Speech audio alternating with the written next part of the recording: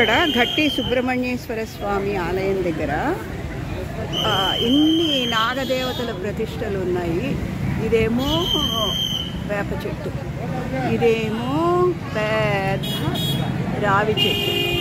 ఈ రెండు కలిసిన చోట అసలు లెక్క పెట్టలేనన్ని నాగదేవతల విగ్రహాలు ఉన్నాయి. మరి భక్తులు మొక్కుకున్న వాళ్ళు వచ్చి ఇక్కడ పెట్టుకున్నారేమో తెలీదు, కానీ చూడటానికి మాత్రం చాలా. అబ్బో, ఇంకా అక్కడ కూడా ఉన్నారా? ఇక్కడే అనుకున్నాను.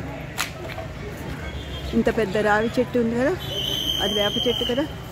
అక్కడి నుంచి చూస్తే ఇక్కడి వరకు అనుకున్నానా.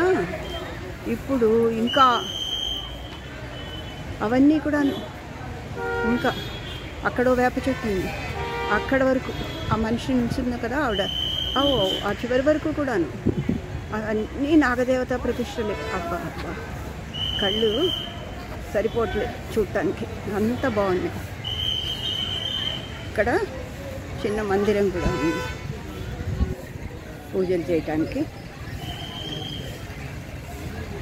ఆహా, ఇక్కడ శ్రద్ధాభక్తులు ఘటికాచలం సుబ్రహ్మణ్యేశ్వర స్వామి, మధ్య సుబ్రహ్మణ్యేశ్వర స్వామి అంటారు. కుక్కే సుబ్రహ్మణ్యేశ్వర స్వామిని ఆది సుబ్రహ్మణ్యేశ్వర స్వామి అంటారు. అది స్వామివారి దేవాలయం. అక్కడ వచ్చిన భక్తులు అందరూ కూడాను ఇక్కడ కూడా వచ్చి దర్శనం చేసుకుని